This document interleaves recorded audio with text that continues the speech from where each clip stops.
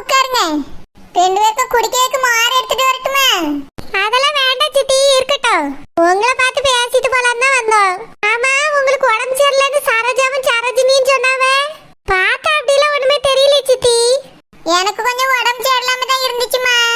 இன்னைக்கு தான் கொஞ்சம் பரவாயில்ல, தலை நீட்டி எழும்பி நின்றுக்கேன். எத்தி, இன்னைக்கு உடம்பு நல்லாயிட்டு நேத்து சோம்பலாம போயிட்டோம். ஆமா, வயசாகி போச்சுல்ல. என்னைக்கு நல்லா இருக்கும் என்னைக்கு உடம்பு சரியில்லாம வரும்னு எதுவும் சொல்ல முடியல. அது எப்படி சித்தி, எங்க வீட்டுல விசேஷம் வரும்போதெல்லாம் உங்களுக்கு உடம்பு சரியில்லாம வந்துருது? இதெல்லாம் ஒரு கேள்வியா? என்னைக்கு உடம்பு சரியில்லாம வருதுன்னு நான் என்ன பார்த்துட்டா இருக்க முடியும்? ஆமா ஆமா, அதுவும் சரிதான். வீட்டுல என்னை பார்த்துக்கிடக்க யாரெல்லாம் தனியா தானே கிடக்கேன். உடம்பு சரியில்லாம இருந்தா நானே தான் ஊந்து ஊந்து போய் கஞ்சி காய்ச்சி குடிக்க வேண்டியிருக்கு. அதான் உடம்பு தேறதுக்கு நாளாகுது. சரி சித்தி, நேத்து உடம்பு சரியில்லாம கிடந்திருக்கிய, எலும்பி கூட நிக்க முடியல. ஆனா இன்னைக்கு நல்லா இருக்கிய பத்தியில. இன்னைக்கும் உடம்புலாம் வீக்னஸ் ஆகாம இருக்குது. நீங்களும் வந்திருக்கீங்களேன்னு தான் நின்று பேசிட்டு இருக்கேன். போன உடனே நான் போய் படுத்துக்கிடுவேன். ஓஹோ, அப்படியா சித்தி? நாங்க வேணா இன்னைக்கு இருந்து உங்களுக்கு சோறு பொங்கி தந்துட்டு போட்டுமா? வேண்டாமா, நான் என்ன 5 வகை குழம்பும் 6 வகை கூட்டும் பாதாம் பருப்பும் பாயசமா வச்சு திங்க போறேன். ஒரு கையை அரிசி அள்ளி போட்டு கஞ்சி வச்சு சொத்தோல ஊறுகாயை தொட்டுட்டு குடிப்பேன். இதுக்கு எதுக்கு நீங்க உட்காந்து எனக்கு பார்க்கணும்? நானே பார்த்துக்கிடுவேன். காலையில கஞ்சி வச்சு வச்சிருக்கேன். நீங்க கிளம்புங்கம்மா, போயிட்டு வாங்க. என்ன சித்தி இப்படி டக்குன்னு போயிட்டு வாங்கன்னு சொல்றிய? அவ்வளவு தூரத்துல இருந்து உங்களை பார்த்துட்டு போலான்னு தான் வந்தோம். கல்யாணத்துக்கும் நீங்க வரல, நிச்சயத்துக்கும் நீங்க வரல. ரொம்ப முடியாம பெட்ல தான் படுத்து கிடக்கறிய போலன்னு நினைச்சிட்டு நாங்க வந்தோம். அப்படியே நான் பத்த பொம்பளை பிள்ளைகளே நீ பார்க்கறதுக்கு வரதுக்கு ஆசைப்படாம இருக்கும்போது நீங்க வந்தது ரொம்ப சந்தோஷமா. பார்த்துட்டு எல்லாம் போயிட்டு வாங்க. இல்ல சித்தி, உங்களுக்கு ரொம்ப உடம்பு சரியில்லைன்னு நினைச்சேன். ஆனா நல்லா தான் நடந்துட்டு இருக்கீங்க. அழகா ஆட்டோ பிடிச்சு நேத்து கல்யாணத்துக்கு வந்திருக்கலாம். ஏன் கல்யாணத்துக்கு வந்தா நாங்க ஏதோ கேப்போம்னு நினைச்சிட்டீங்களோ? அப்படிலாம் எதுவும் நான் நினைக்கலமா. ஒரு வாரமா வயித்தால போயிட்டு கிடக்குது. டாக்டர் பெரும்பான சோறுலாம் தின்றாதங்கன்னு சொன்னாவே. அங்க வந்து அதை தானே திங்க வேண்டியிருக்கும். வீட்டுலன்னா கஞ்சி வச்சு குடிச்சு குடலை பாதுகாத்துக்கிடுவேன். அங்க வந்து சாப்பிட்டு திரும்ப எனக்கு பிரச்சனை வந்துடக்கூடாதுன்னு தான் வரையில. அப்படியே சித்தி, நான் கூட அங்க வந்தா எல்லாரும் அந்த நகை விஷயத்தை பத்தி கேப்போம்னு நினைச்சிட்டு தான் நீங்க வராம இருந்துட்டீங்களோன்னு நினைச்சேன். ஆமா தேய், நான் கூட அப்படிதான் நினைச்சேன். நீங்க உங்க மகளுக்கு கவரிங் நகை போட்டு அனுப்பியிருக்கீங்க பத்தியலா, அத பத்தி எல்லாரும் கேட்டு உங்களை அவமானப்படுத்திடுவோன்னு நினைச்சிட்டா நீங்க வராம இருந்தீங்களோன்னு நினைச்சேன். அப்படிலாம் எதுவும் இல்லாம தான் நீங்க ரெண்டு பேரும் கேக்குறீங்க. நான் என்ன அவமானப்பட்டுட்டேனாக்கா? இல்லாத பட்டவ பட்ட பிள்ளைய கட்டி கொடுக்கன்னு நீ கவரிங் நகை வாங்கி போட்டு தான் கட்டி கொடுத்தேன். சம்மந்தியும் மாப்பிள்ளையும் சரின்ட்டு ஒத்துக்கிட்டாவே. என்னமே நான் யாருக்கு எந்த நாய்க்கு வருத்தப்படணும், கவலைப்படணும்? எதுக்கு பயப்படணும்? உடம்புக்கு சரியில்லாம தாம வரையில. இருந்தாலும் குத்த உள்ள நெஞ்சு குறுகுறுக்குன்னு சொல்லுவாவ சித்தி. அந்த மாதிரி உங்க மனசுல ஏதோ கடந்து குறுகுறுக்குதோன்னு நினைச்சோம். பார்க்கும்போது தான் தெரியுது உங்களுக்குலாம் ஒரு குறுகுறுப்பும் இல்லைன்னு. இதுவே எங்க அம்மையா இருந்தா தூக்கு போட்டு தொங்கியிருப்பேன் இந்த அவமானத்துக்கு. அப்படியே அப்ப அவியல போய் காப்பாத்த வேண்டியதானே. எதுக்கு என்ன தேடிக்கிட்டு வந்த? நான் எந்த வருத்தமும் படையில கவலையும் படையில. யார் மூஞ்சி பார்க்கறதுக்கு எனக்கு வருத்தம் இல்ல. அதனால என்னைய பத்தி நீங்க ரெண்டு பேரும் கவலைப்படாண்டா. என் பிள்ளைகள் இருக்கு, என் மருமக்கமார் இருக்காவ, அதுக்கு மேல என் சம்மந்தியல் இருக்காவ. அவிய பாத்துக்கிடுவோம். நீங்க ரெண்டு பேரும் கவலைப்படாண்டாமா, போயிட்டு வாங்க. செல்லம்மா, நீ தான் சொன்ன சித்தி வருத்தப்பட்டுட்டா வராம இருப்பாவன்னு. நான் அப்பவே சொன்னேன் பாத்தியா, இவிய இதுக்கெல்லாம் பயந்துட்டு வராம இருக்க மாட்டாவன்னு. சரியா இருந்திருக்கு பாரு. ஒரு வாரமா வயித்தால போயிட்டான். சரி மைனி, நம்ம வந்து அன்னைக்கு இதே மாதிரி நகை கேட்டதுக்கு தர முடியாதுன்னு சொன்னாவ. ஆனா கடைசியில எல்லாம் கவரிங் நகையா தான் இருந்திருக்கு. கவரிங் நகையை நம்ம கிட்ட எதுக்கு தரணும் தான் சங்கடப்பட்டுட்டு தராம இருந்திருப்பாவ செல்லம்மா. ஓஹோ, அப்படியா மைனி? எட்டி, உங்க மகளுக்கு ஒரு பவுன் கூட நீங்க தங்க நகை போடலையோ? இப்ப அதெல்லாம் எதுக்கு நீ கேட்டுட்டு கிடக்காது? என் பாடு, என் சம்மந்தி பாடு, என் மொவ பாடு. ஆமா செல்லம்மா, இதெல்லாம் எதுக்கு நீ கேட்டுட்டு கிடக்க?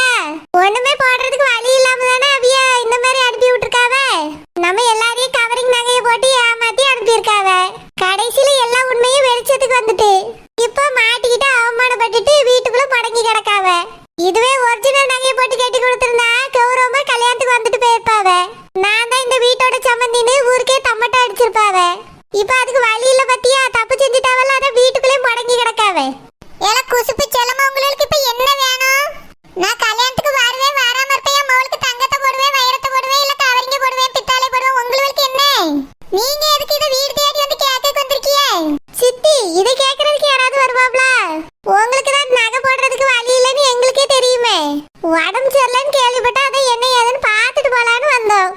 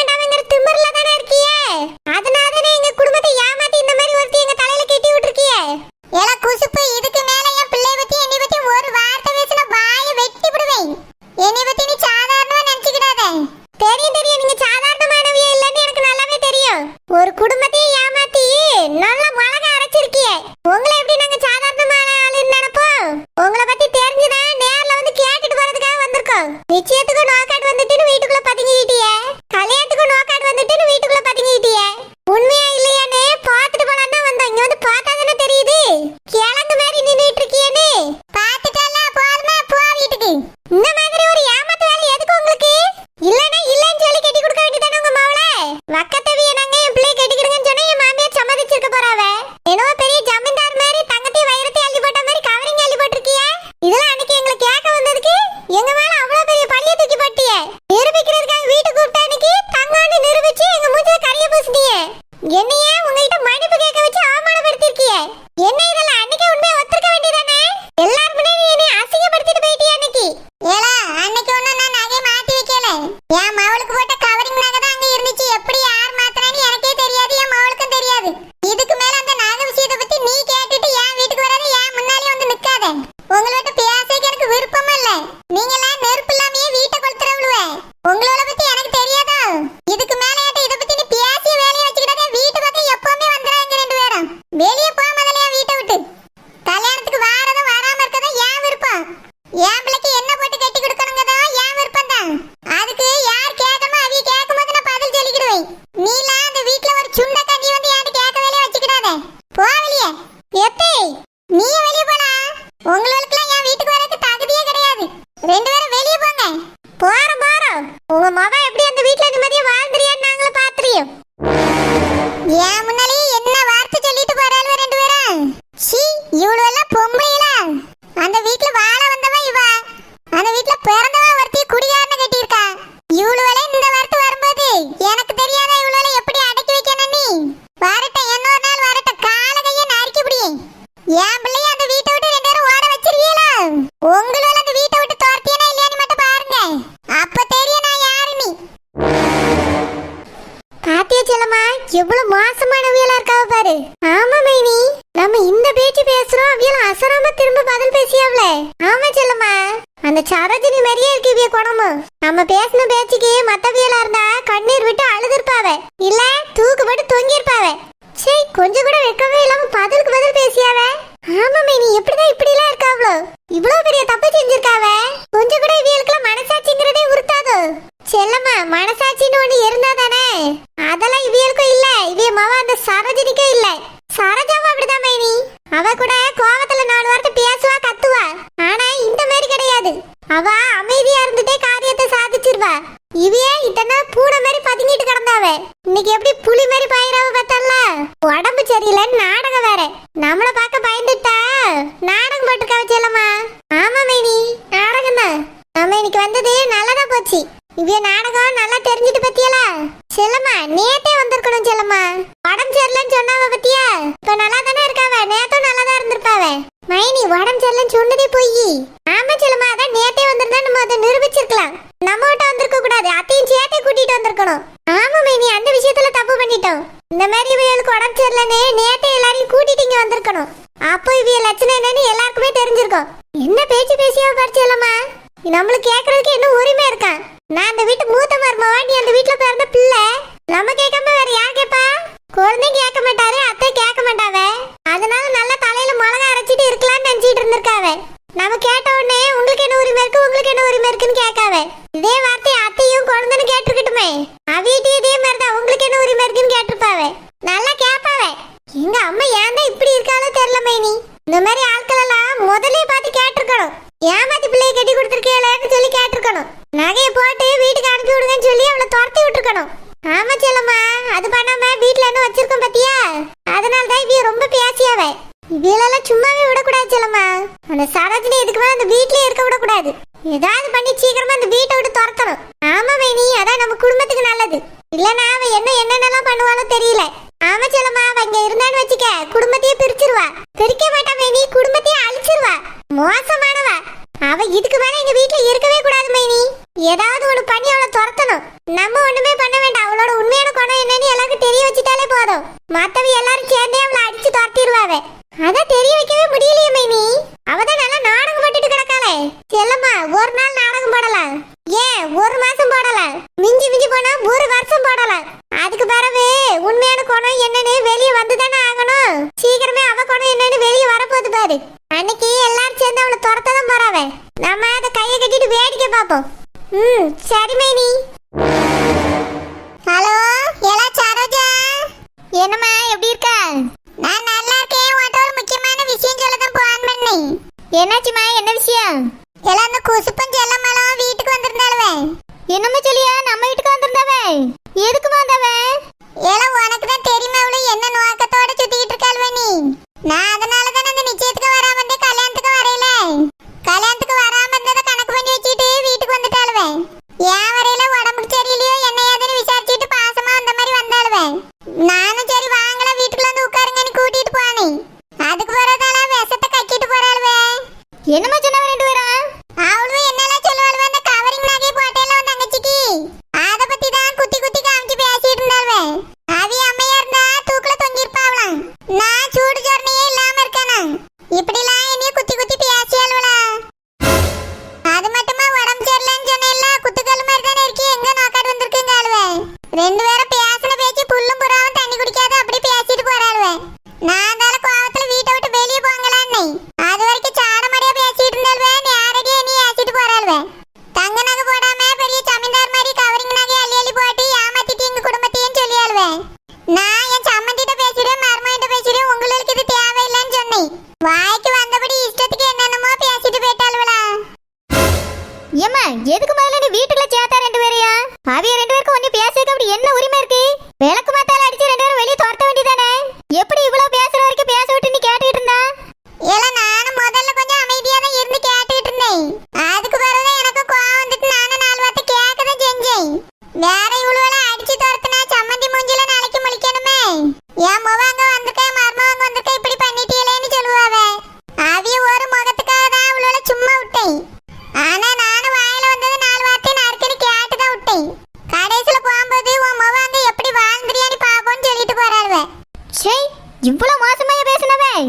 இப்ப பாத்துக்கமா இவ எப்படி இருக்காவ நீ? இந்த மாதிரி பாம்புகள் மத்தியில தான் தங்கச்சி அங்க வாழ்ந்துட்டு இருக்கா. ஏல நான் தான் முதல்ல வந்து சொன்னேன்ல அந்த வீட்ல அந்த குசுப்பணி ஒத்தி இருக்க வரைக்கும் தங்கச்சியால அங்க வாழவே முடியாது. அவ அந்த பிள்ளைய அங்க நிம்மதியா வாழவே விட மாட்டா. எப்போ அவள அந்த வீட்டை விட்டு துரத்தலாம் அவ வாழ்க்கை எப்படிலாம் கெடுக்கலான்னு தான் திட்டம் போட்டுட்டு இருக்கா. இதுக்கு அந்த செல்லம்மால அவளுக்கு உடம்பியா இருக்கா. செல்லம்மா குணம் முதல்ல எல்லாம் நல்ல குணமா தான் இருந்துச்சு.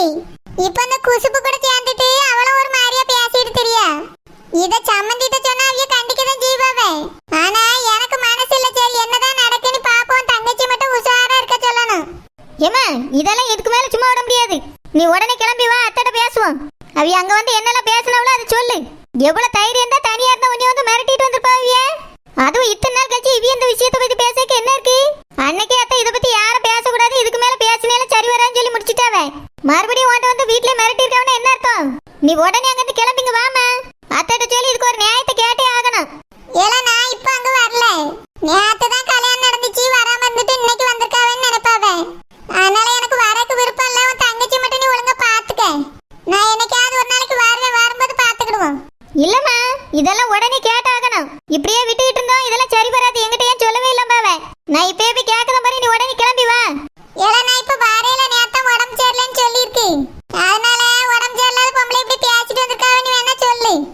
உடனே நான் இப்ப வந்தாங்க நல்லா நின்னேன்னா என்ன நினைப்பாவே. அதனால இப்ப வர முடியாது சரோஜா. நீயே போய் பேசிக்க. இதுக்கு மேல அவளு ரெண்டு ரெண்டு வீட்டு பக்கம் வரக்கூடாதுன்னு மட்டும் சொல்லி வந்தால்வனா நல்லா இருக்காது. அதுக்கு ஒரு என்ன பேசினாலும் நான் கேட்டுட்டு சும்மா இருக்க மாட்டேன். வெட்டி விடுவேன் அவ்வளவுல. என் பிள்ளை வாழ்க்கைக்கு மட்டும் அவ்வளவுனால ஏதாவது பிரச்சனை வந்துச்சு என்ன செய்வேன்னு சொல்ல மாட்டேன். உன் மாமியாட்ட சொல்லி வேலைக்கு வை. நீ போன வைமா இப்ப இருக்க அவியல்களுக்கு